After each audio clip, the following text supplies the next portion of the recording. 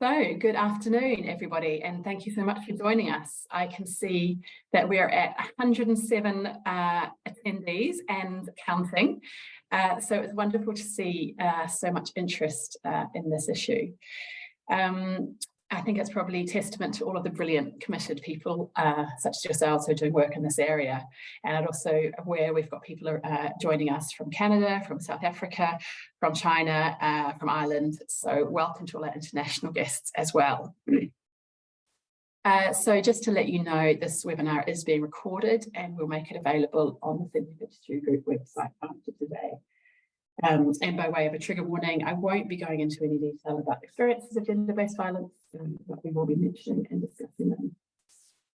So I should have mentioned, my name is Anna Bull. I'm a lecturer in education and social justice at the University of York, and also a co-director of the 1752 Group, who are a research and campaign organisation tackling sexual harassment in higher education. So we're here today to launch our new report, Higher Education After Me Too. And I've put a link in the chat to the report, to our webpage with the report on it. There's a summary version, which is only 14 pages, and then a full-length version, which I'm sorry to say is about 84 pages, but worth reading every word, of course. But if you really want the shortest possible version, there's also a comment piece on the Higher Education Policy Institute blog, which is a very quick read. So before I go into an overview of some key findings and then introduce our brilliant panelists for today, just a few thank yous. And perhaps most importantly to Erin Shannon, who was the postdoctoral researcher on this project, who worked with me on data collection and analysis for this research. Now, Erin has actually moved on to a new post at the University of Newcastle as of late last year, but she was integral to this project, and do keep an eye out for her own research in this area, which is coming out. A huge thanks to the Economic and Social Research Council for funding this project, and also to my colleagues at University of York and the Department of Education for hosting it. And I also had lots of input to the report from other experts and readers, including Georgina Calvert-Lee, who you'll hear from today in the panel. So thank you very much to everybody who contributed to this, which is very much a joint effort. And of course to my co-directors of the 1752 Group, Adrija Day and Tiffany Page. And last but very much not least, a huge thanks to all of the interviewees who participated in this research and who trusted me and Erin enough to share your experiences with us. So I've tried to do your accounts justice, and I hope this report and presentation reflects your experience. So what we're going to do, I will share my screen and show you what we're going to be talking about today. I'll give you a bit of an overview of some of the findings of the report. There's quite a lot, but I'm just going to focus on a few key points. And then about 1:30 or shortly after, I will introduce our esteemed panelists. And we'll have a discussion of some of the themes, and then there'll be time for questions and discussion. And so we are using webinar format. So if you can use the Q&A, put your questions in the Q&A, that would be most helpful for us. So you can put them in at any point during the discussion, but we're not going to get to them until after the panel discussion. So I hope that's okay. And before introducing the report, I do just want to introduce the 1752 Group and the context of this research, because I know we do have some international people joining us. So first of all, who are we? For those of you who don't know, the 1752 Group is a research and campaigning organisation, and we were founded in 2016 after activism at Goldsmiths, University of London, on staff to student sexual misconduct. And our name comes from the amount of money that Goldsmiths were initially willing to invest in supporting this work, £1,752. So that's a reminder that sticking plaster solutions and, tiny amounts of money are insufficient to address what is an endemic and, really challenging issue. So we focused on staff to student sexual misconduct in our work initially, but we are now focusing more widely on staff and student experiences and institutional responses more generally. Now, put on the screen two of our previous reports, Power in the Academy, which was a collaboration with the National Union of Students here in the UK, which was a national survey in 2018. And then also in 2018, Silencing Students was a report I led on interviewees' experiences of reporting staff sexual harassment to their institutions. And that report really is the genesis of where today's project has come from, because I highlighted some of the issues arising, and I really wanted to delve in and figure out actually what is going on. Why is the reporting process so difficult and ultimately often ineffective? And we've also worked with Georgina Calvert-Lee to write guidance for universities on handling staff to student sexual misconduct complaints. And I'll say a bit more about that in a minute.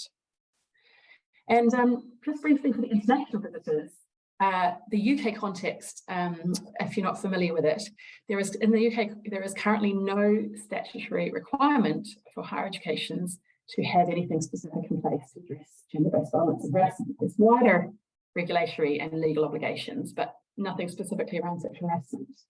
But there has been a push in recent years, and there has been guidance produced nationally on how institutions should address this issue.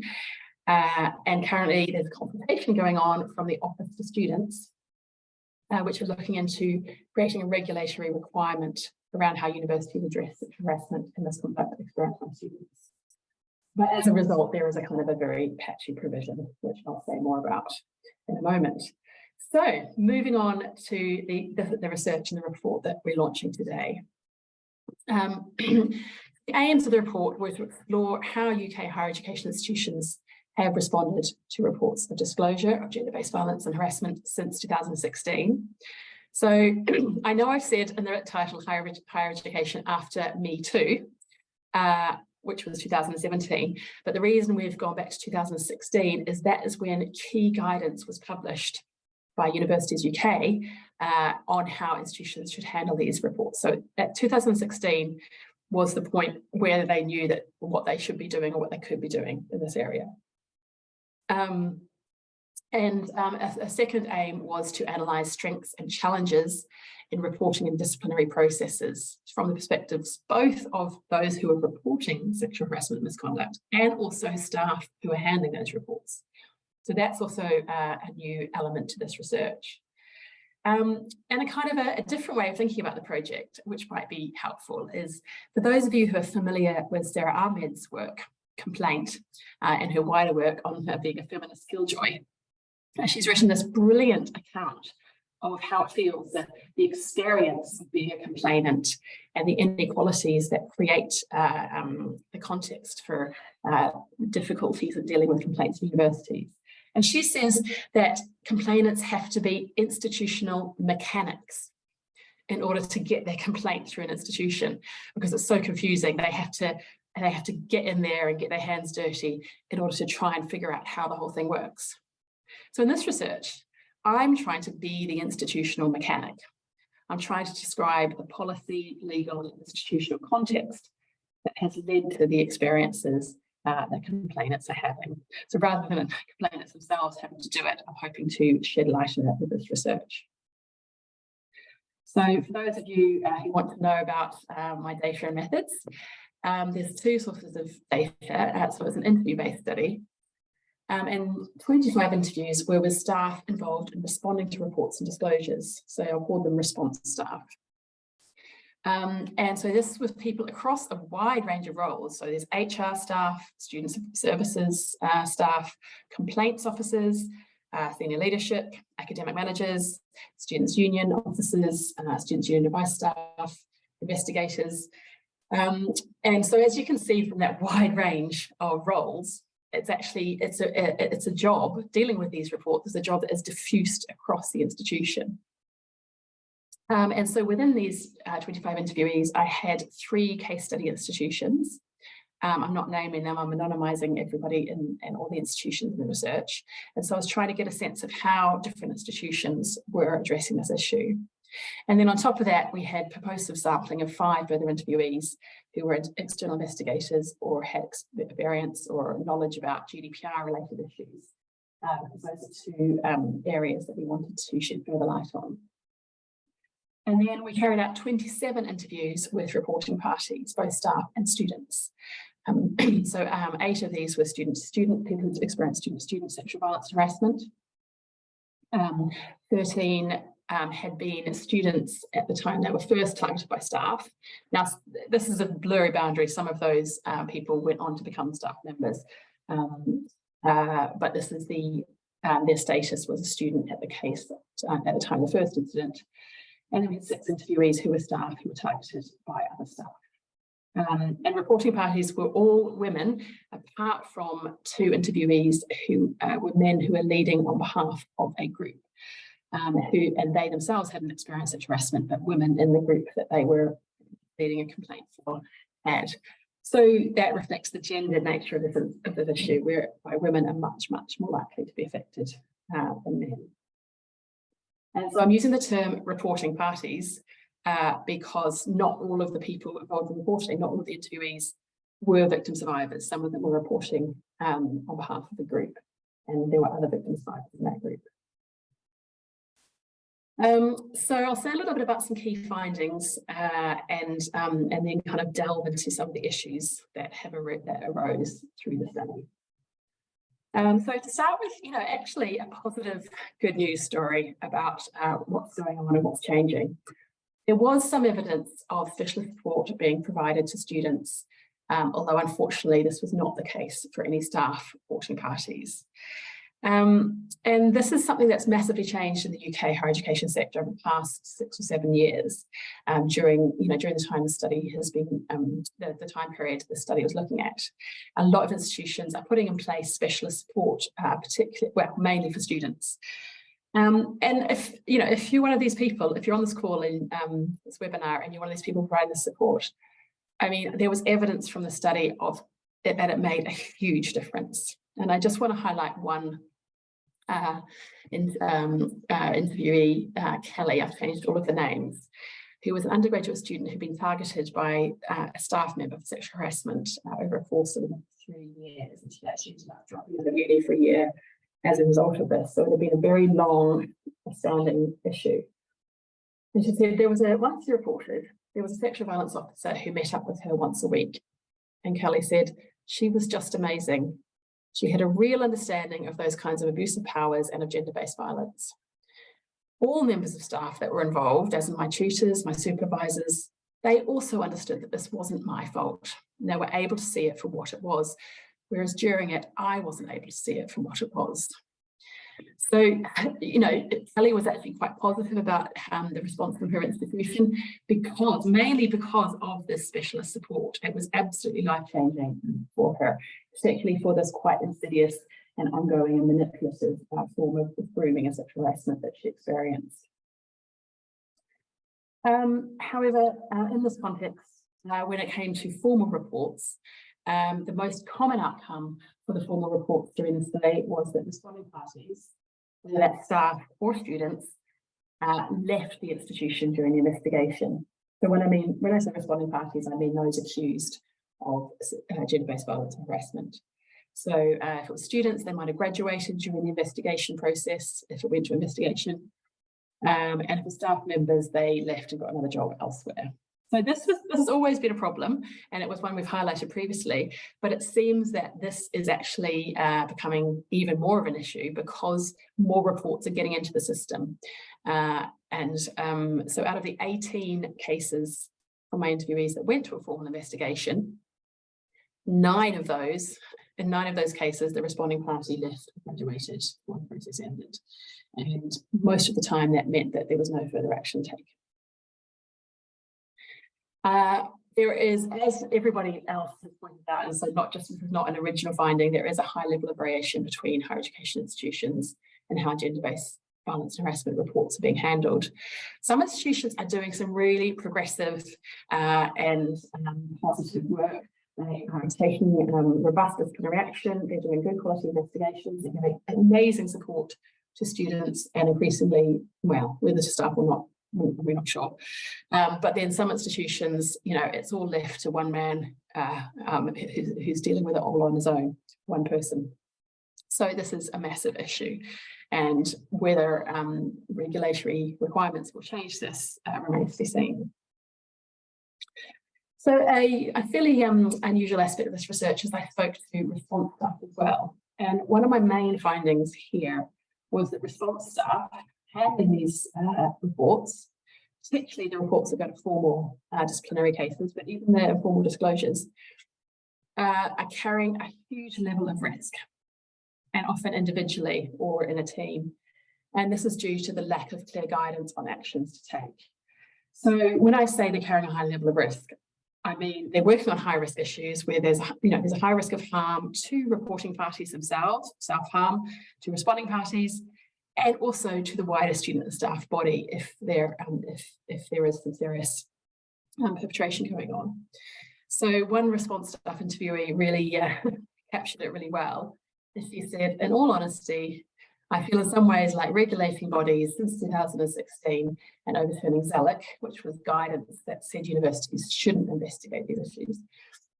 They've lobbed a hand grenade into the sector and have asked us to deal with it. So quite a strong metaphor. And she said, there is some guidance out there, some of it is good, but when you get into this work, you realise that it only scratches the surface. And when we've gone back to various pieces of guidance from different bodies to try and find answers to the questions we've got, they are rarely covered in that guidance. So this means that response staff are having to make really difficult, high-risk decisions, and they're often doing that without necessarily having support from people in the institution who understand what's going on, and the work is being duplicated at individual institutions. So institutional responses vary massively, and high-risk decisions are having to be made regularly by staff handling these cases. So that's kind of some key findings. And then in the rest of the report, I've talked about the challenges arising in institutions handling of these issues. So what are the challenges we need to be addressing? And I've divided these into two levels. So the first one is cultural and implementation issues. And those are issues, the types of issues that can be addressed on the level of an individual institution, and that might vary quite a lot between institutions. So the types of things that came up here were extremely lengthy investigation processes, which is nothing new, but that's definitely still going on. Untrained staff carrying out investigations and failing to assess evidence properly, a lack of consistency in applying policies, and there's a whole lot of other things in there which you can read at your leisure. But today, what I want to focus on for the rest of my overview is the structural issues that need to be addressed. And this is issues that can't easily be addressed at the level of an individual institution, that we need a national or sector-wide response, possibly even legislative reform in some cases. And so these are particularly relevant to those interviewees or those people who go through a formal reporting process. And I will say a little bit about those who didn't go through a formal process as well. So the biggest issue, and I'm sure for some of you this will be no surprise, is that the reporting party, so the person who has experienced sexual harassment or who is reporting on behalf of others who've experienced it, is systematically disadvantaged in the reporting process and has fewer rights than responding parties. So the main reason for this is that there's no formal role for the reporting party in the process, because the higher education institution will take forward a disciplinary case if they get to that stage, but against the responding party, whether that's a student or a staff member. And so the person who reported, the reporting party, only has the status of being a witness in the case against the disciplinary case against the responding party. So sometimes the university will also open up a complaint. So the reporting party will be a complainant and they'll have a complaints process. And then it will, at some point, it will switch over to a disciplinary case where they lose their rights because it's not their process. But what I was actually genuinely quite shocked to hear is that some institutions don't even open up a complaint. They go straight, if they've got enough evidence or if they think there's enough evidence to open up a disciplinary, they go straight to the disciplinary process and don't open up any process for the reporting party. So the reporting party has no process, has no rights. This also means that if you get to the end of that process, the reporting party has no option to get any remedy, as it's called. So remedy basically means actions taken by the institution to put things right, to address the harms that they've suffered. And so at that point, they have to go through another process and put in a complaint after they've been through this, 9-month long or however long horrific process as a witness. So basically, the reporting party is having to push forward. They're having to put forward a named report. They're having to probably give evidence at a disciplinary panel and be questioned about their experiences. And yet, so they're taking all of the risk here, but they have no rights in the process. Alongside that, the reporting process, obviously, as I said, is centred on the responding party, and includes a lack of remedy for reporting parties, which is something we've also looked at in our previous work. But this means that what reporting parties need and want from the process, which is often just to carry on at work or study, to keep others safe, to keep themselves safe. Anything that they want out of the process is very difficult to get because the process is centred on the responding party. So one example is a group of PhD students who made a complaint against a professor who was also their supervisor, a senior professor in their research group. And the university did open up a complaint, but they were told that the case was about the professor, even though it was their complaint. So they wanted it to be about their access to supervision, their studies, the mental health impacts it had. They needed extensions in their PhDs because they hadn't had supervision. But they were told by the university, well, no, this is this is about a disciplinary case against him, which didn't offer them the remedy that they required. And of course, this is something, if you're familiar with our work, it's something we addressed. Georgina and ourselves wrote this guidance in 2020, which was particularly about staff to student sexual misconduct. But actually the principles in this, as revealed by this project, are generally applicable to student-to-student cases and staff-to-staff cases. So as we said at that point, in a society where vastly more sexual misconduct complaints are made by women against men than vice versa, the process for investigating complaints, which gives responding parties, i.e. accused parties, more rights than those complaining, might well be thought to place women as a group at a particular disadvantage and amount to indirect discrimination and breach of the Equality Act. So this critique is also relevant to student-to-student cases and staff-to-staff cases. And more recently, the Higher Education Law firm Evershed Sutherland produced this legal briefing last September, and they actually endorsed most aspects of our approach. There's just one place where they differed around appeals, but they said, yes, you have to amend the disciplinary process to give rights to reporting parties. So that's kind of the big issue that we really want to push and make change on. But there are also a few other structural issues that I will briefly mention. So for many interviewees and for response staff, the inappropriateness of formal grievance and complaints processes for tackling sexual harassment was very clear. So some institutions will have a bespoke sexual harassment policy and process. In a lot of places, it'll go straight into your generic grievance if you're a staff member or complaints and disciplinary process. And what was really noticeable, across the 3 case study institutions in my study, all of them were doing work to try and update their policy and processes. And I think there's been a huge amount of work in this area in recent years, which is good news. But at the time of interviews, that's late 2020 and throughout 2021, across all 3 institutions, response staff thought that their processes were not fully fit for purpose. So they might say, okay, well, we've addressed this policy and it's getting better, but this policy and this process is still not appropriate. So even 3-4 years on from Me Too, staff working in institutions did not necessarily have faith in their own processes. And there's also a variation in reporting parties' rights according to whether they're staff or students. So staff reporting parties have more rights if they're depending on their employment status. and whether the person they're reporting is a staff member or a student, and whether they're a member of the institution or not. So at one institution, for example, if you were making a complaint against another student or against a staff member, you needed different levels of evidence. You needed a higher level of evidence to report staff member because of the way the university statutes were set up. The process itself works on the assumption that people are reporting as individuals. Now, we've gone on about group complaints and multiple complaints for a year or two now.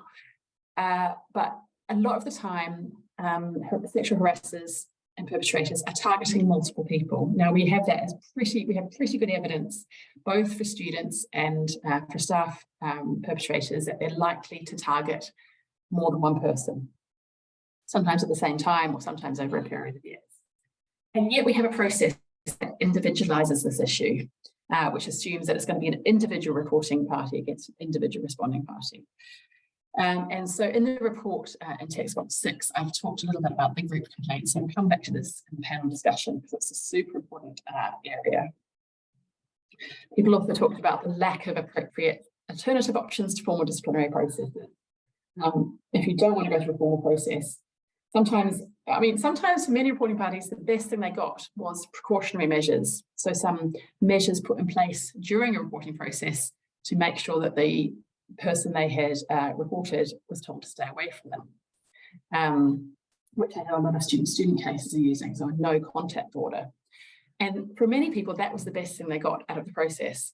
And sometimes they just wanted to be able to put in place those kinds of measures in order to keep themselves safe without having to go through another option. But there were also some examples of alternative processes, more restorative options, or facilitated or mediation type conversations, which I've highlighted in text box 1 in the report. There's some positive examples and also an absolute car crash example. So it's a kind of a don't try this at home message coming out of that. So you can see that it's not really any surprise that people aren't getting the outcomes they need. Oh yes, and just to flag up one final structural issue, which is one of my favourites to talk about, is the continued lack of clarity around information sharing. And there's a case study around how some institutions are getting around one aspect of that in text box 7. But at the moment, and I know this is an issue in Canada as well for those Canadians out there, but the way that data privacy legislation is being interpreted is being basically used to trump any form of rights in the process. And just to give you one example of how this can play out, and how it can disrupt the process. A reporting party called Jean in early career research described how she did a subject access request. So she asked for her personal data from the complaint, and she got access to the statement of the person she'd reported, another staff member. She said it was not very nice to read, obviously, he was attacking her. And essentially, she said, I wasn't able to respond to some of the discrepancies in his statement. And I felt like I should have had that right, considering he had had the right to respond to my statement. So there's two things going on here. Firstly, she has no rights in the process to receive his statement in the first place, because she's only a witness in the process, and so therefore his personal data is not shared with her because his statement is seen as her. Well, that's a grey area whether his statement is his personal data. So she had to get this through a subject access request, which she managed to. And then the natural justice process was being disrupted. She was not getting the rights that would be normally accrue to you as part of natural justice, which is the right to be able to test evidence. So the responding party was his evidence. He was able to respond to her statement, and she wasn't able to respond to his statement. So the outcome of the case was flawed because of these evidence issues and because of the lack of rights and lack of information sharing. So that's the structural issues. And before I wrap up, which I need to do in a minute, I will just say something about those who disclosed and didn't report, and highlight a few other issues in the report. So there were 9 interviewees who disclosed issues with somebody in their department or someone at their institution, and then didn't have a formal report. And sometimes, in a minority of cases, there were positive reasons In 2 cases, there was an informal resolution route led by somebody with deep expertise in this area, and 2 student cases. And that actually led to quite positive outcomes. But again, that's quite rare in this space to have the appropriate expertise. In another case, and this was absolutely wonderful to hear, the student was actually an ex-student. She had graduated some years previously, and she disclosed an abusive relationship with a staff member that had occurred while she was a student. And the higher education institution realised that this was very serious. The lecturer was still employed at their institution, and they instigated a proactive investigation without waiting for a formal report from her. And this, even though there are some issues around control and choice for reporting parties in this issue, in this instance, actually the fact that they've taken proactive steps because they recognise that this is a serious case was really great to hear. And the student was relatively happy with, with the outcome, although she wasn't given enough information. There were, of course, a lot of negative reasons for people who didn't go forward and report. There was another informal resolution route, which, as I mentioned before, basically was a car crash where a PhD student had an informal mediated conversation via HR with her PhD supervisor who'd been sexually harassing her. And unfortunately, this led to retaliation from the supervisor and a lack of supervision and put her PhD at risk. Some interviewees felt that the formal process would be more harmful for them than the responding party. And I have to say they're probably right. So this is a reasonable assumption to take. And in some cases, people didn't want to go nuclear. They didn't want to make, they wanted it to be resolved in a way that, that didn't put them at risk. In some cases, there was a poor response to disclosure when they raised initial concerns, and that didn't get handled well. And also, in some cases, the formal process didn't offer the outcomes that they needed. So there was no point in reporting because it wouldn't help. I should say, for some interviewees, they weren't even reporting gender-based violence and harassment. In one instance, the interviewee was reporting disability discrimination, having experienced post-traumatic stress disorder after being subjected to gender-based violence from a member of staff after placement. So there's a lot to think about in terms of the intersection between disability and sexual violence, because some people may not need to or want to report sexual violence, although in this case she did disclose it. But actually formal reports might come in relation to other issues around the gender-based violence. So there's a lot of other material in the report, which I won't go into in detail. I've talked a little bit about universities and colleges union involvement. So there was some positive and some negative aspects of this involvement. In one instance, UCU led a group complaint, and that was a really positive role that the union can take. And I'd like to see the union doing more in that. But unfortunately, in some local UCU branches, and this is the staff union, I should say, for those who are not local, we're representing responding parties and failing to represent reporting parties, even if they were members. And in some cases, UCU representatives were also using harmful tactics, such as victim blaming, really nasty tactics to undermine reporting parties and defend staff respondents. So this is something that UCU themselves in their 2021 task force report highlighted. This is not news to them. So I'm just saying, yes, let's keep the spotlight on this issue. I don't think it's solved yet. The report, as I said, looks there are some of the other areas. We look at informal processes, cases with the support of the police, handling reports from former students who graduated, anonymity in the reporting process that we'll talk about in the panel, group multiple reports, and data protection issues. And for practitioners in the room, I don't want to be one of those researchers who points at all the problems and doesn't point towards any way forward. So we have got this Appendix 3, which looks at all the implementation issues that we highlighted and describes actions that could mitigate these issues, including links to helpful resources. So just to finish up, I want to finish with a quote from one of my interviewees to kind of explain the problem we're trying to solve. This is a lecturer called Charlotte, as he said, I don't think unless you've been through the process, you can really appreciate the huge amount of emotional energy it takes, which is so far beyond what I would have ever predicted, and so far beyond what you would objectively guess just looking at the process. feel like I spent most of 2020 just in bed, crying every day in bed. And it's so hard to explain why it's such a massive drain, but it is. And as I mentioned earlier, these impacts, like what Charlotte has described, are primarily being experienced by women, and the career impacts in this instance, but were quite profound. So this is what we're trying to solve, and it's quite a complex issue, but hopefully I'll tease out some of the reasons why.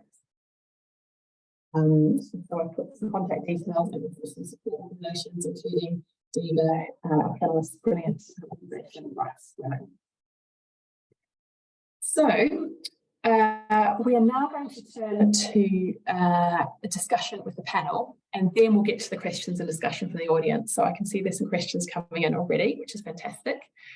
So feel free to keep posting questions in the chat.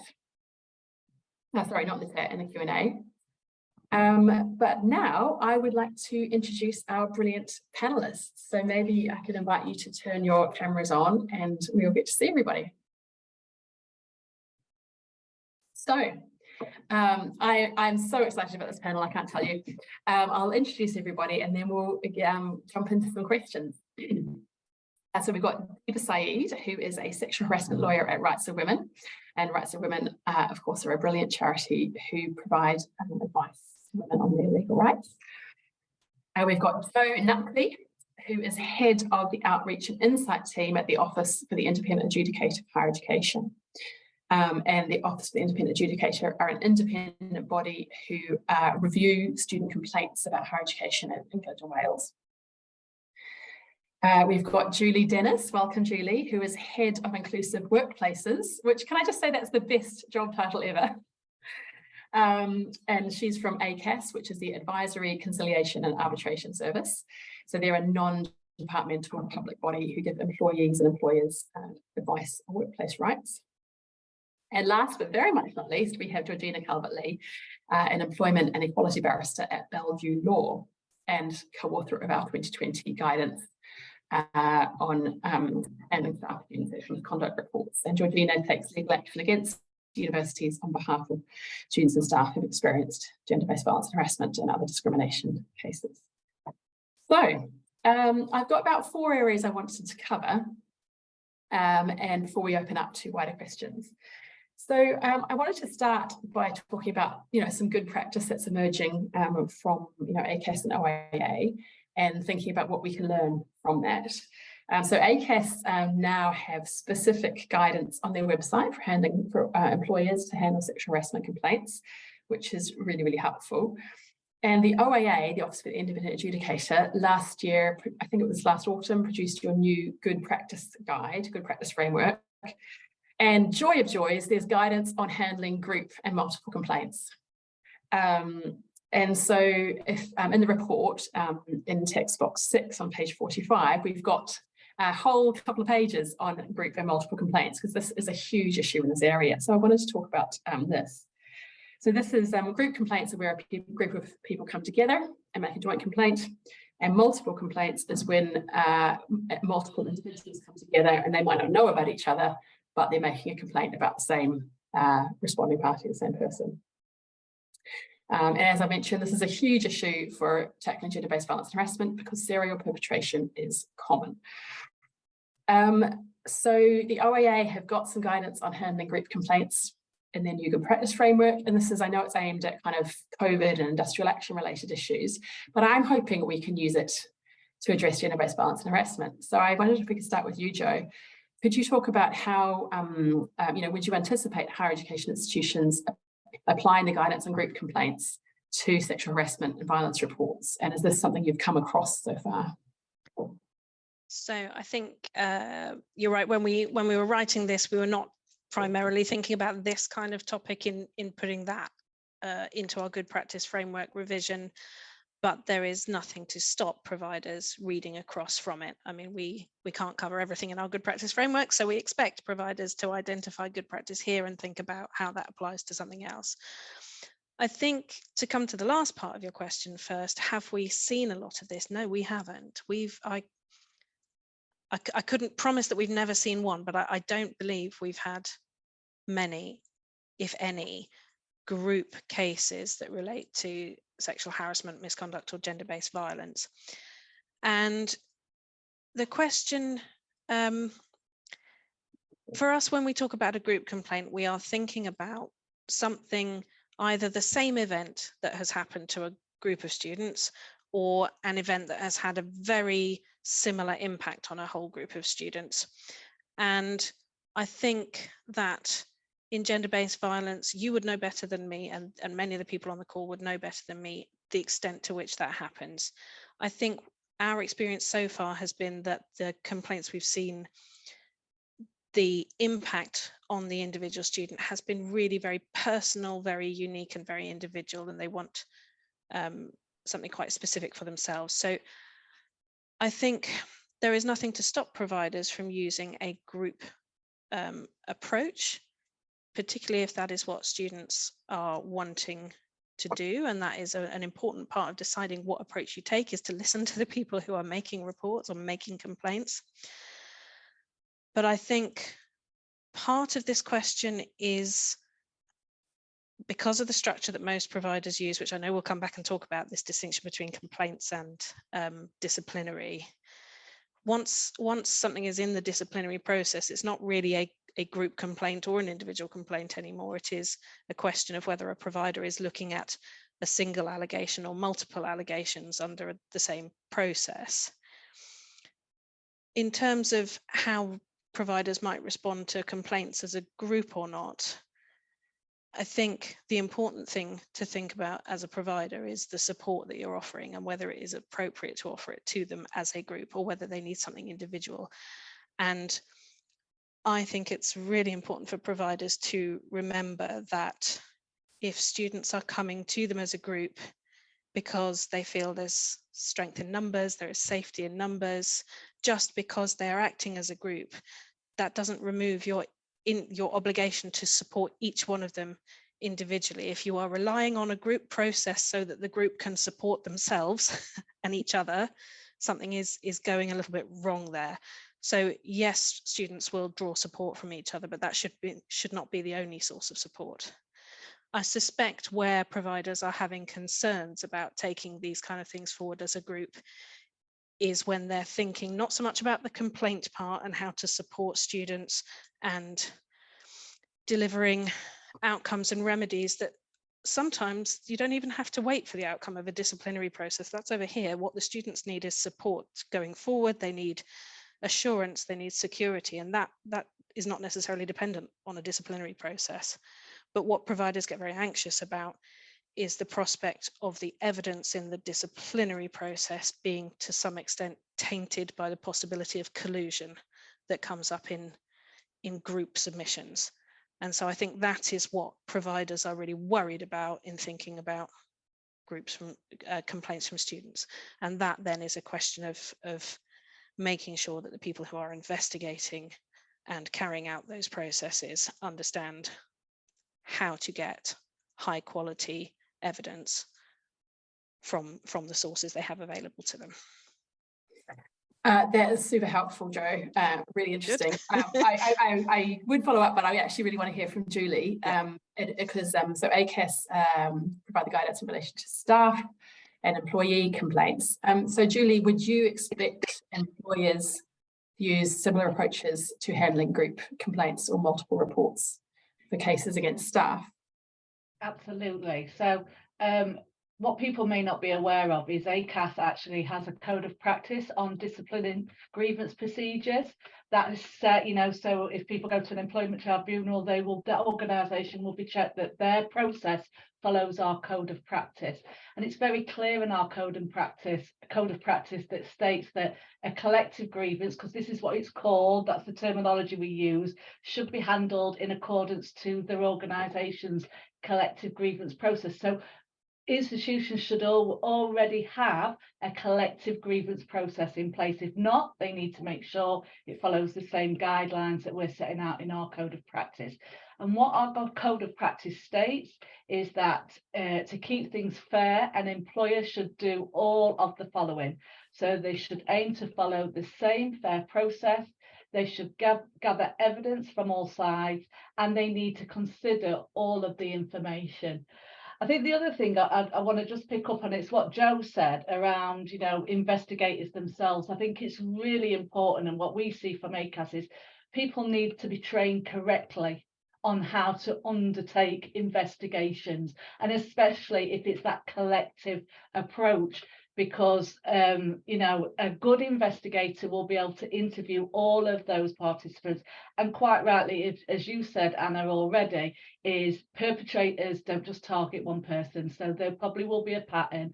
So, you know, I think it's making sure you make sure that the people who are doing these investigations are properly trained to do that. And also that they take that empathetic approach when they're speaking to people who have been subjected to gender-based violence. Thank you so much, Julie. So Georgina or Diva, do you want to jump in on any of those points? Oh, you do want to, Georgina? Well, shall I jump out? I'm just burning to say something, because you both, Joe and Julie, raised really good and interesting points. I mean, first of all, Julie, I think it's interesting, isn't it, that institutions, employers should have already a policy in place for collective grievances, but it is so rare that they do. And I think often in non-higher education situations, I think it's just quite unusual because too many employees are afraid of losing their jobs. It's unusual to get a formal collective grievance. But anyway, that is an excellent point and a kind of wake-up call. And then coming back to your point, Joe, about it's great that the OIA are thinking about group complaints, because within, they have, actually this goes back to one of Anna's points, students don't necessarily get to the OIA with a group complaint, because I think it becomes so involved at the earlier internal level that they just sort of give up the ghost by the time they feel they're sort of out of time for bringing in legal complaint. They're not really out of time for going to the OIA, but it requires yet another push of energy, which usually involves someone with the energy sort of pushing people proactively, urging others who are perhaps flagging to come on, let's keep going to the OIA. So at that point, you may get individual complaints that started out as a group complaint. But from an investigator's perspective, I think it is so important that organizations are able to consider complaints together, whether they come in individually as many complaints against the same perpetrator, or if they formally start out as a group. So I guess it depends on the happenstance of whether they happen to know other people have also suffered or not. And it's really useful for two reasons. One, no investigation is perfect, and it's always constrained by the amount of resources available, and that goes into the training of the investigator and the availability of an investigator.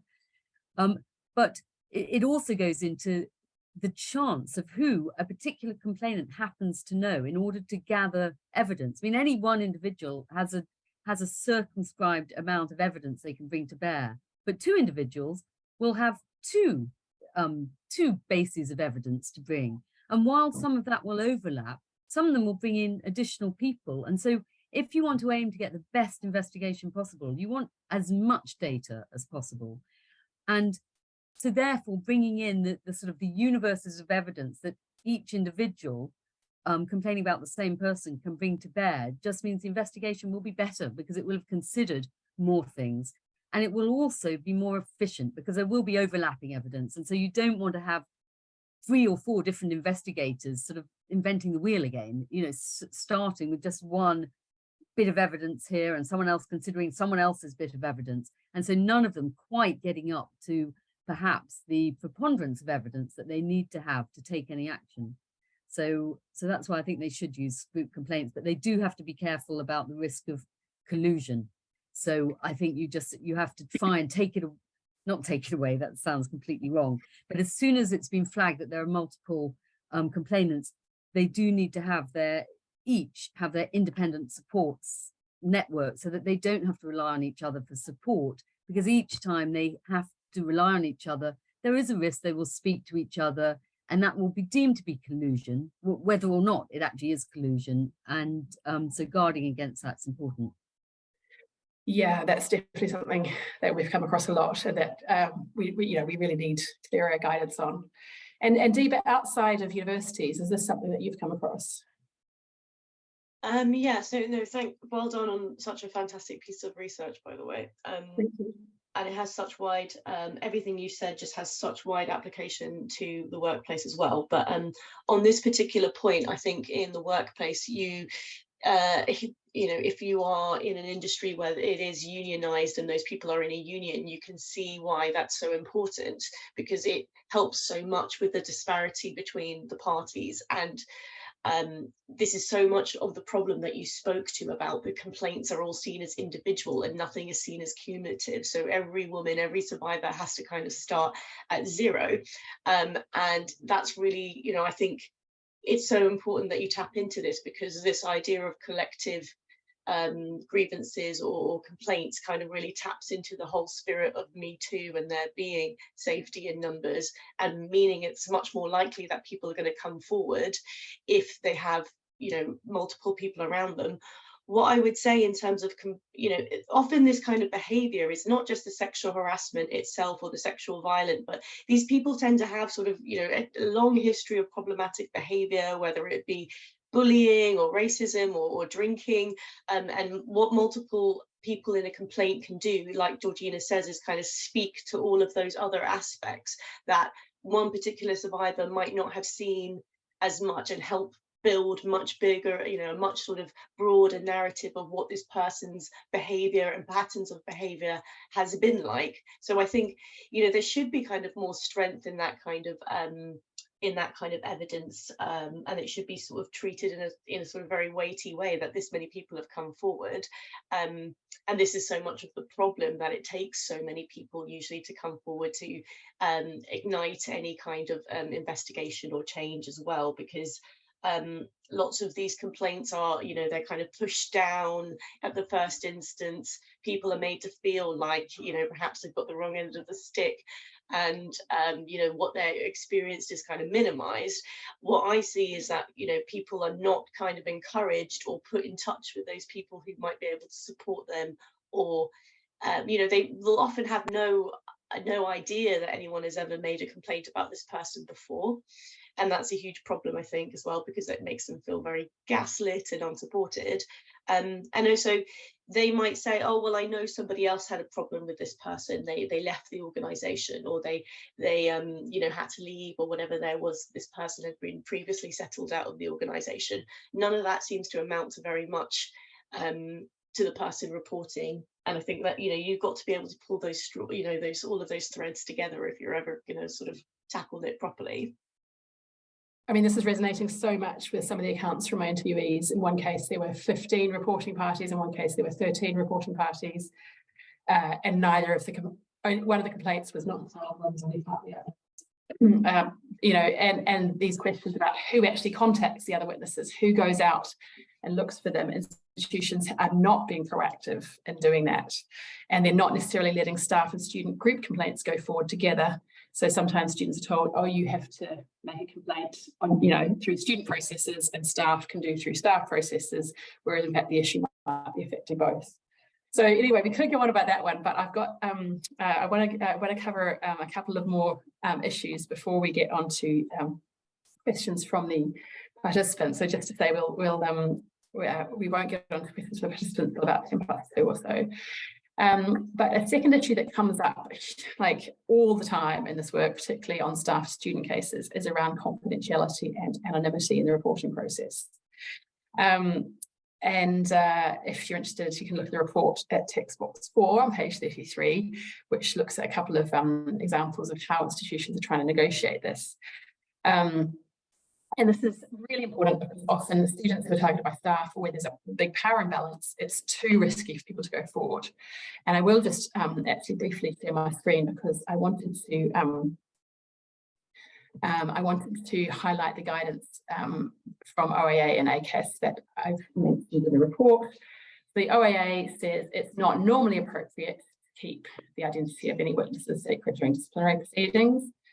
And ACAS says investigators should try and avoid anonymising witness statements, but in exceptional circumstances where a witness has a genuine fear of reprisals, an investigator may agree that witness statement is anonymised.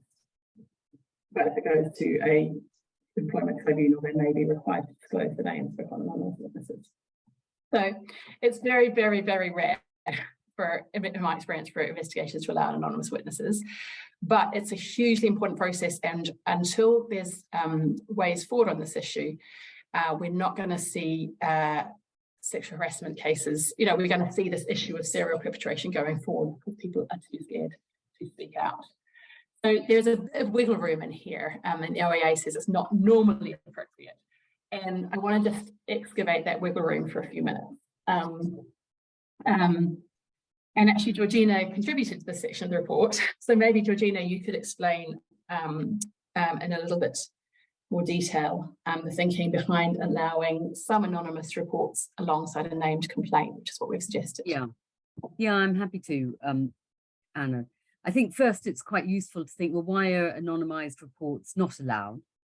And there's a very clear evidentiary rule that plays into the principles of natural justice, that in whatever area of law, this applies to anything, not just gender-based violence and harassment, but if someone makes a complaint, the person accused who stands to lose something, if they're found guilty, ought to be able to respond to that. And it's very difficult to respond to that if it's anonymous, because it could be that that person has a grudge against you. And if you tell the perpetrator, then in a moment they could explain, oh, but I wasn't in the country at that point, so it couldn't have happened. I'm not saying this happens often, but that's the principle behind the rule of law, the evidentiary rule, that if you're in court, both criminal and civil, ideally, if you're bringing in testimony from an individual, you need to test whether it seems reliable, and you do that by allowing the other side to see it and test it, cross-examine it.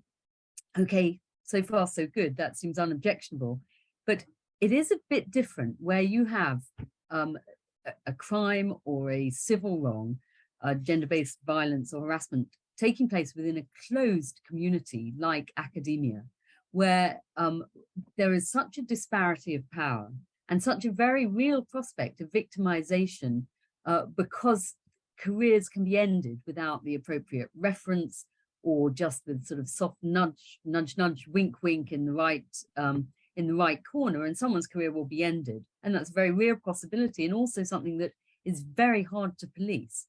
In that situation, if you don't acknowledge the fact that some people may have evidence, but they are too afraid to bring it forward, I think it's actually unfair. It skews the process in favor of the accused person, because you're never going to reach a sufficient weight of evidence that makes it more likely to have happened than not, unless you're able to rely, well, or if you rule out all of this very good evidence, but just is hidden because people are too afraid to bring it forward.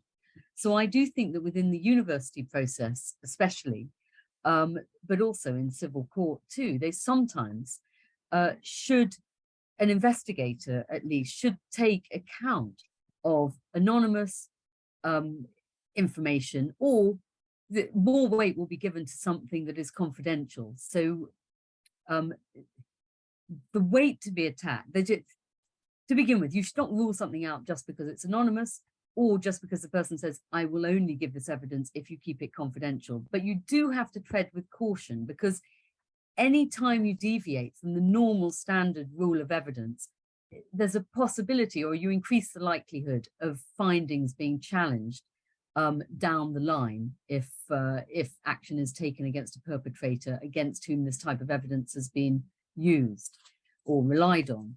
And so you have to tread carefully. And so each piece of evidence you have to look at individually and test, well, how does it seem credible to me? If it's a one-off anonymous account and you have no way of testing whether it happened, then I think an investigator won't place much weight on it. But where you have a whole body of evidence and you have a named complainant who, and you are using or relying on this anonymous evidence just as a support, as a corroborative piece of evidence, and maybe there are 13 different pieces of evidence that cross-reference factually in such a way that they seem very credible. It seems impossible for so many people to have made it up when they've come from independent sources. Then it gains weight and it seems more reliable. And so in those situations, you can use anonymous evidence. I think you can. I mean, not I think you can. every case has to be weighed up on its own merits. But you could very easily defend using it in those cases. You probably, however, would not be able to go ahead and take serious and robust action against a perpetrator based on one single anonymous report, literally anonymous. I mean, where even the investigator doesn't know who is making the report.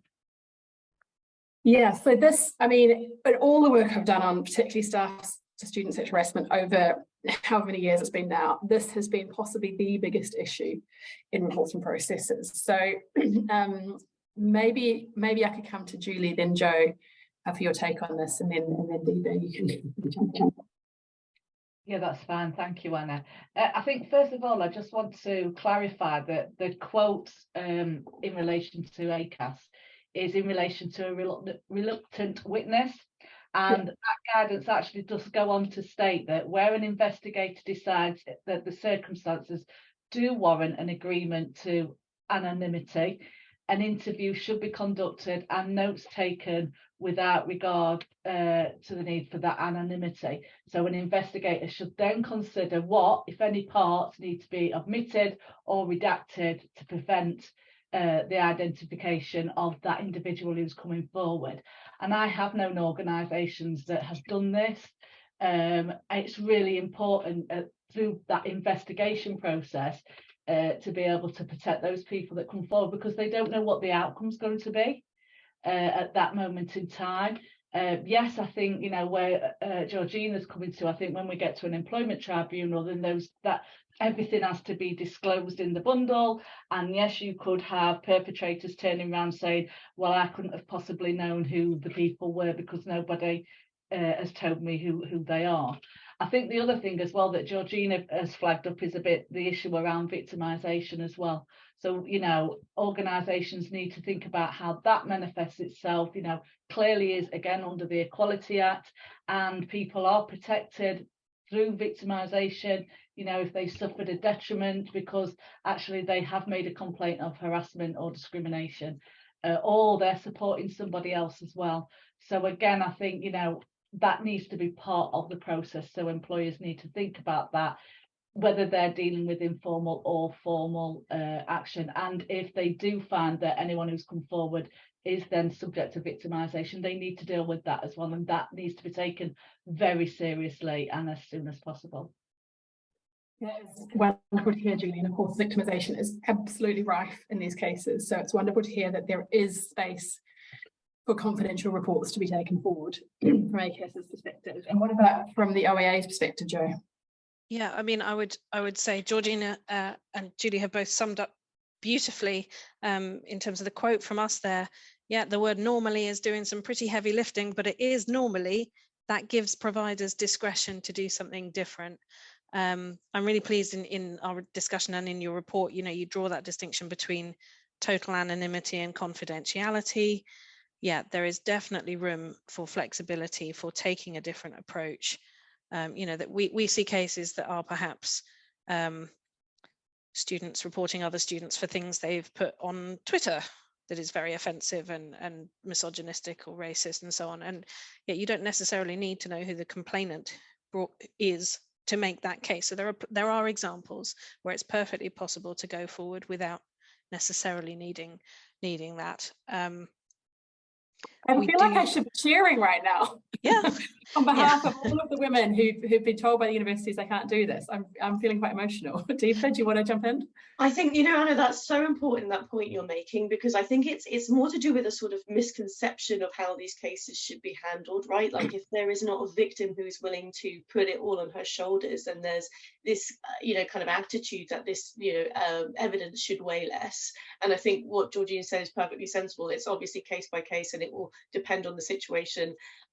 But we're still too often in a situation where, you know, if a woman is thinking about coming forward, and obviously she might be exploring or thinking about, could I do it anonymously? I think too often what she's getting is, you know, like, no, that's going to go nowhere. You know, that's just not going to be acceptable. And, you know, for that person who's doing this extraordinarily difficult thing to not even, you know, the sort of the burden of the pressure and the what she's getting herself into becomes sort of unmanageable. I think that's the sort of main problem, that it would have to be, explained to them that it would be taken in the round and dependent on what other, evidence that the investigation could unearth. But I do believe that that's more of a kind of societal myth, or a bit of a kind of misconception around how gender-based violence cases should be handled, and we are still very kind of used to the idea that there should be a perpetrator and a victim who is willing to kind of submit themselves to all kinds of scrutiny to any level, that they should be prepared to expect, to have that scrutiny completely in complete totalness. So I think that's really more of the problem. So, and I think what I would say is that guidance still kind of verges, well, it still kind of implies that like victimization is extremely rare. And I think in our practice, and I'm sure a lot of people here would agree that, I know in my practice, 70% of the women who call us experience victimization. This is, there is no sort of, this is a very real risk that they are weighing up, and it's not a sort of exceptional thing, but should be seen as sort of very probable, actually, given in light of all of the evidence. So yeah, I think it's just about supporting that woman properly in the process, because most women, as you've already pointed out, they just don't know their rights, and they're sort of made to feel like they don't have any rights in this process, and that's very disempowering to them. Yeah, I do have one more discussion question, but I can see you want to jump in, Julie. So could you just have a quick point to wrap that up?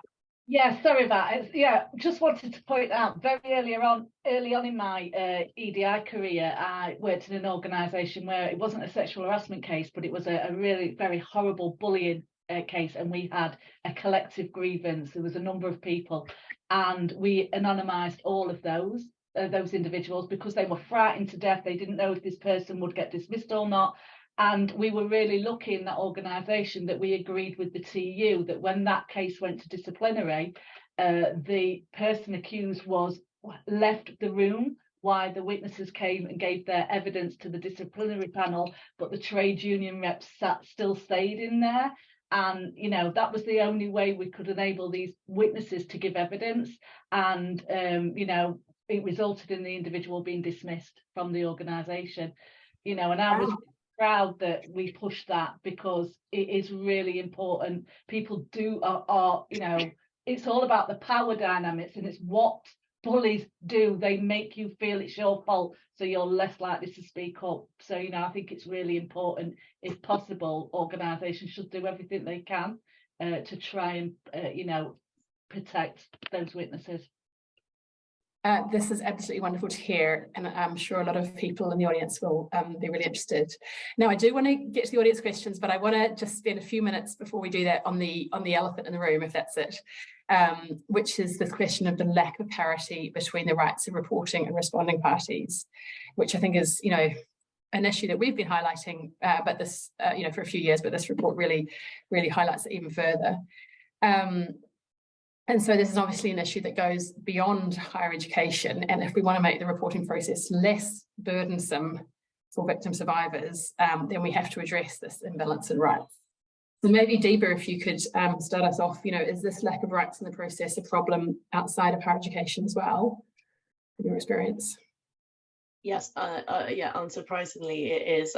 I'll just, I'll mention a case I was working on recently where young woman had experienced sexual violence from another student in a university setting, and was bringing her case. And it's like you were saying at the beginning, Anna, about this idea of being the institutional mechanic. Suddenly she has to get to grips with the disciplinary processes and the guidance and the framework, and she has to be an expert in all of these things, and people are just bamboozling her with paragraphs from these guidance. And I think what transpired in that situation was that the alleged perpetrator was given the right to have a legal representative in the hearing who would be cross-examining her and her witnesses, and absolutely nobody telling her, why this was, explaining, she didn't understand why she had to be sort of subjected to a cross-examination when she, believes that she's been a victim and just been raped by this person and does not want to be subjected to a cross-examination because she thinks this isn't the Old Bailey, this isn't the court. Why is my university doing this to me? And, you know, really, if she didn't have the support of our advice line, she just would have been completely going through that process by herself. She wasn't given any sort of specialist support in that process.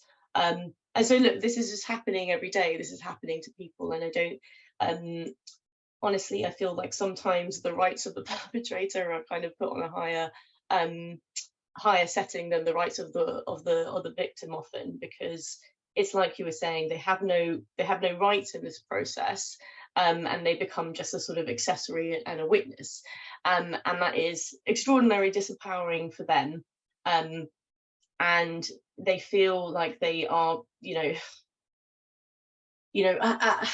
they're being held hostage to sort of forces bigger than them, and most of them, to be honest, sort of regret bringing the report together in the first place, and it's not uncommon for them to drop out of the process, as we all know.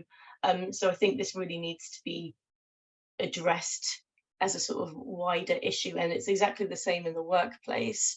Not to that degree, you wouldn't be able to bring a lawyer into a workplace grievance, but it seems extraordinary to me that you can in a university setting. And I think the latest case law as well has not sort of, there's been a case recently which has unfortunately seems to support that idea that the complainant is only sort of very ancillary to the process. And it just doesn't seem to make sense to me if we're serious about sort of bringing perpetrators to justice or holding institutions to account.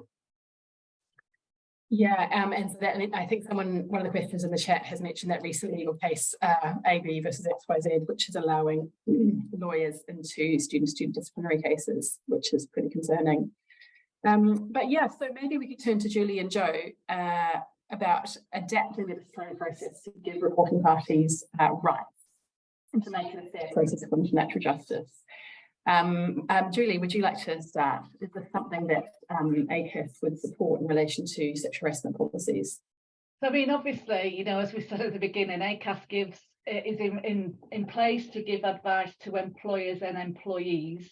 So we look at that workplace rights. But I would say, so first of all, institutions should have that process in place for their employers. And their employees, sorry, I'll get my E's right. But I would say that they should be mapping over a similar process for if they're dealing with students. But I think if it's, from my perception, if it's a student making a complaint about an employee, then the organisation has a duty of care to deal with that, and their process should cover that. I think for me as well, and especially after reading your report, Anna, the first thing I was asking myself is, where does the public sector equality duty play a role here? Because the duty placed on higher education and colleges to eliminate discrimination, harassment and victimisation, as well as the advance equality of opportunity and foster good relations. So I would argue that, where are these institutions demonstrating how they are meeting the public sector equality duty in relation to their students? So to me, it would make practical sense that they have got this clear process for handling sexual harassment complaints for students, and that is similar or dovetails into their own policy that they have for workers. And when I say, that it's clear, it needs to be clear on, so what does zero tolerance mean in relation to sexual harassment? And what steps are the institution taking to protect both staff and students? And how do they raise concerns and how do they deal with it is just as important. And also, what training are they doing for their people who are handling these complaints? And I think we know that where it goes wrong in organisations is they don't make people aware of, this is how we expect you to behave, and this is what will happen if you don't. And I think that, that raising that awareness should really be, we know those organisations that have done that have started to tackle creating these more positive, safe spaces in their organisations where people feel free to speak out. But unfortunately, we still have a long way to go. Yeah, I can see we've got a question about accountability and health and safety in the chat, which I'll get to in a minute. And so over to you, Joe. With these adaptations to give reporting parties rights in the disciplinary process, is that something that would be in line with OAA guidance? So I've been thinking about this because it's a very complicated issue. It's been around for a long time. I don't think we're going to solve it in our discussions, sadly. It'd be lovely if we could. The different rights that the students have, they don't really derive from the process. They derive from the relationship that students have with the organisation. So staff obviously have an employee contract. Students have a different kind of consumer contract with an institution. And so I think the reason we've got to where we have with the process is that the decision whether to take action to investigate either a member of staff or a student for misconduct belongs to the university or college. It doesn't belong to another student. And the decision what to do about it, if that case is found proven, also belongs to the institution, not to another student. And I think that is a fundamental truth of how those relationships are set up. That isn't going to change no matter what you do with your processes. That has probably led to a bit too much sort of leaning towards we can't do this and we can't do that. For me, when we get into talking about things like, oh, should a reporting student have an appeal right against the disciplinary finding? I always think that question is focusing people's energy in the wrong place. What the reporting student should have is opportunities to see the evidence, to correct evidence. And that is the responsibility of how the process is written. But again, for me, it boils down to the training of the people who are operating those processes, because again, it should be the people who are trying to investigate or trying to reach a decision who are asking the questions and saying, well, has this evidence been tested back the other way? Have we interrogated this? Have we cross-examined it for ourselves? And the way you will do that will vary on the circumstances in front of you. I think some providers are possibly saying, well, we can't keep going back to this student because we don't want to traumatize them. We feel like they've done what we've taken their report, we respect that, and we don't want to keep making it worse by going back around and saying, but what about this? What about this? And we certainly think there are ways you can do that are more appropriate than others. You know, we've explicitly said in the good practice framework that we do not think allowing two student parties in a disciplinary case to be able to cross-examine each other directly, or, you know, using their lawyer to cross it, that's not appropriate. Questions are supposed to be coming from the panel, from the decision maker, from the chair.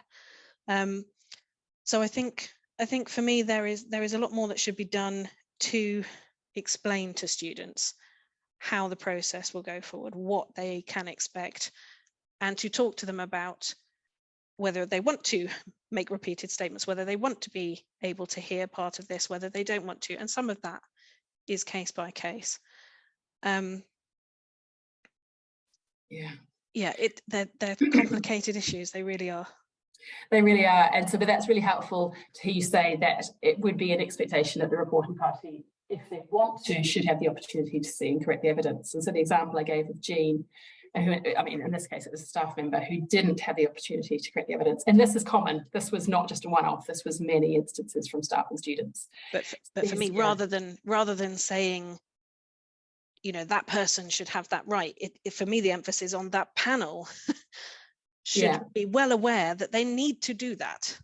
It's a slightly different way of framing it, but I think possibly if you talk to providers about what really good quality investigation is, that might be easier to understand than trying to balance competing rights, as they say it, of different students. Yeah, this is a huge issue, but I want to get to the Q&A, but before we do that, Georgina, do you have a quick point on that?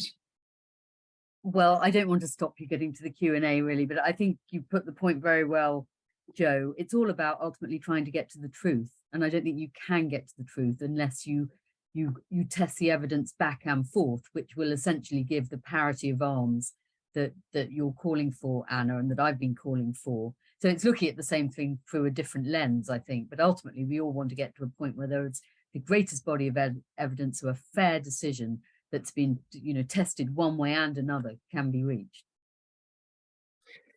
So yeah, there's some great questions that have come in, and I'm sorry we don't have, I always do this, so I always think that things won't take as long as they do.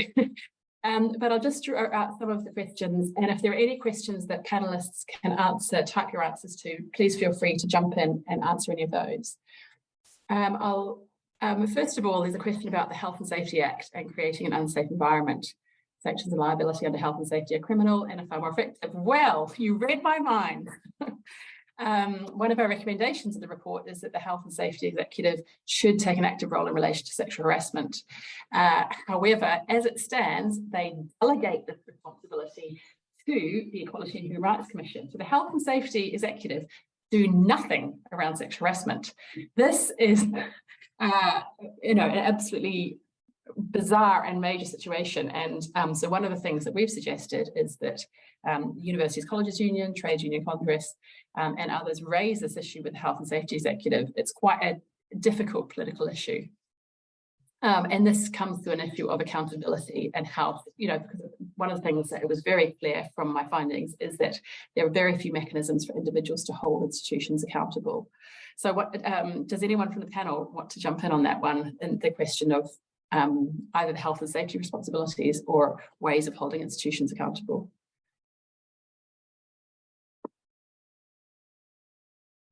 Or should I? Well, I think you've said it all, Anna, Yeah. but I think it's a good idea. I think the EHRC at the moment have their own problems and aren't properly resourced to do as much as they have done in their heyday. But let's hope that comes back again. I don't think that's the entire answer, though. I think you need both an institution approach and the power to enforce and to require reporting and auditing. But I think you also need to think about the individual, so that the individual has some control out of the outcome they want and provide some other mechanism for them. Yeah, absolutely. And I think this question of redress is quite complicated. Maybe we'll come back to that in a minute. I can see there are a couple of questions. There's a couple of questions on appeals that I want to get to, and there's a couple of questions on intersectionality. So I propose that we try and deal with those two now. So I'll say a little bit about intersectionality and then open it up to others. Yes, there's more in the report about intersectionality. I mentioned the intersection with disability, which is huge, especially in relation to disability caused by gender-based violence. There were some people who were of racially minoritized backgrounds and sometimes experienced the intersection of racial and sexual violence or harassment. And sometimes also the wider environment of racism in their institution made it harder to heal or move on from those experiences. That's kind of very, very brief overview of what is a complex issue. Class is a kind of, of course, is not a protected characteristic, but academia is very classist, and working class participants whose place was less secure found it more difficult to speak up. Does anyone else want to jump in on this question of intersectionality? I will.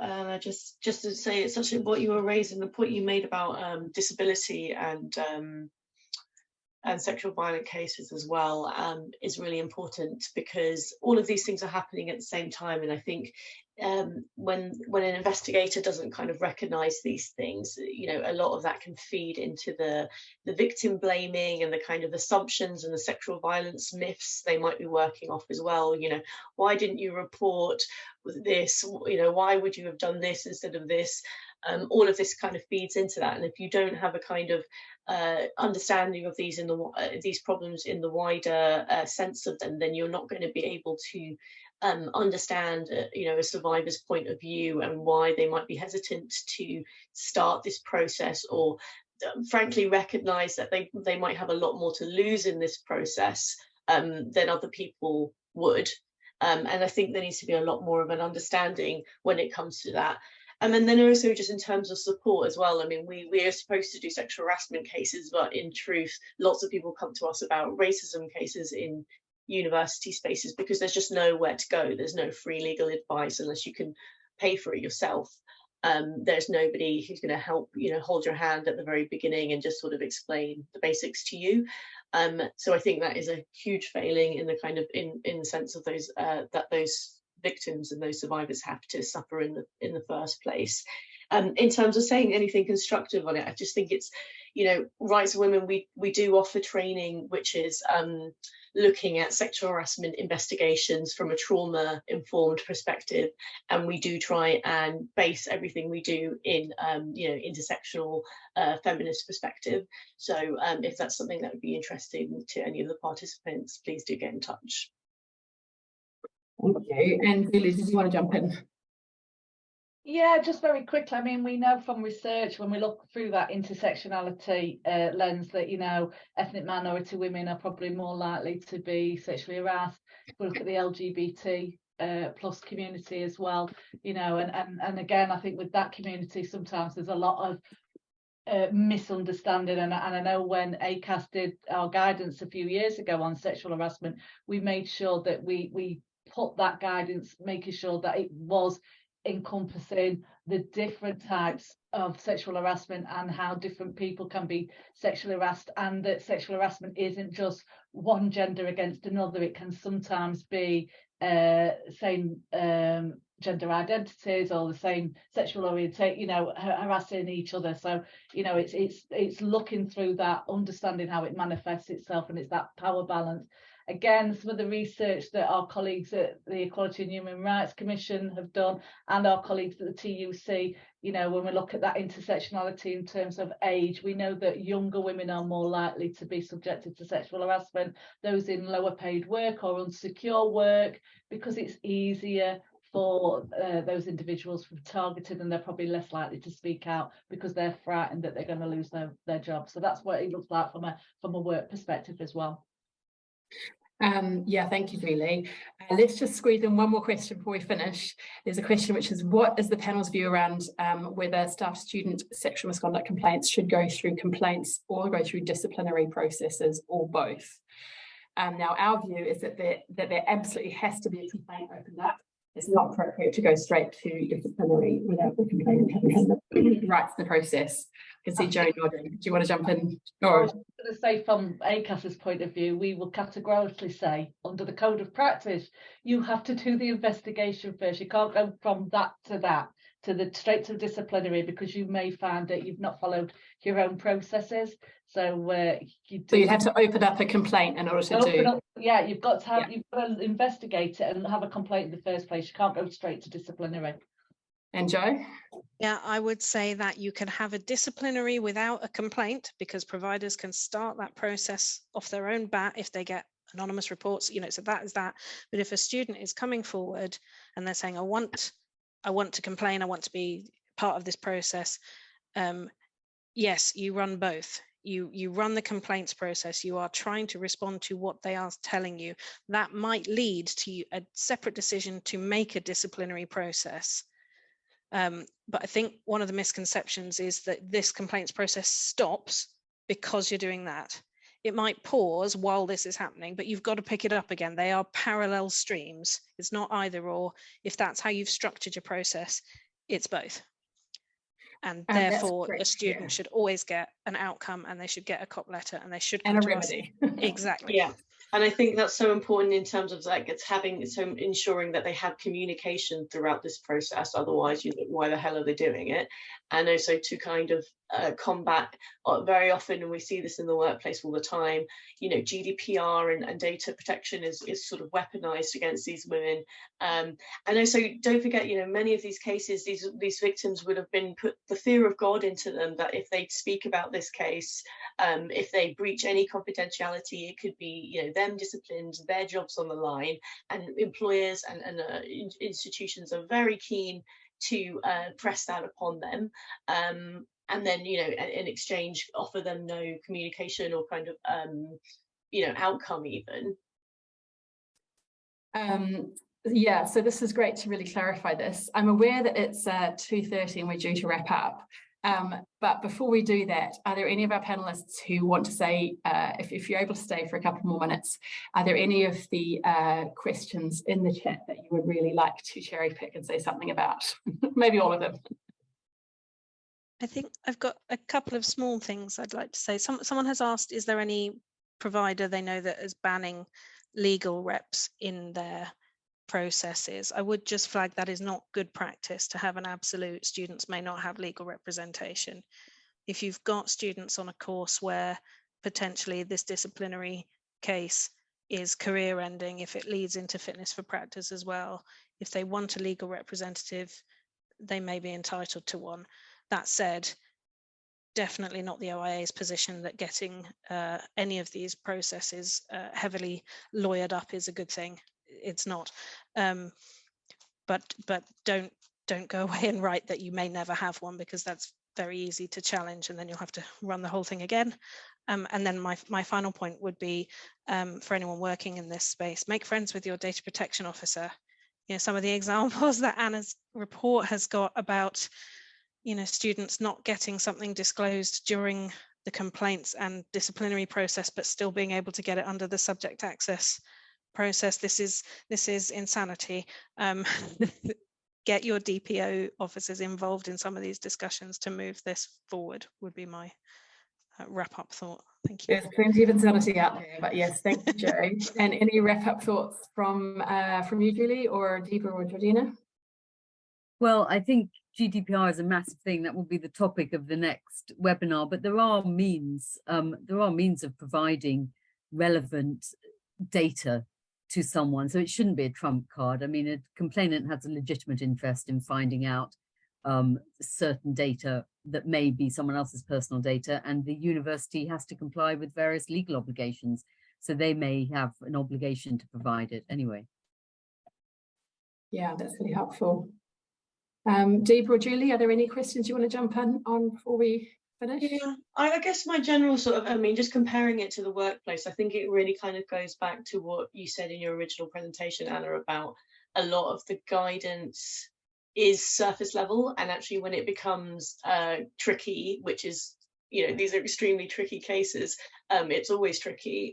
There is a problem, I think, in terms of relying on kind of people to be properly trained, because let's be honest, nobody is.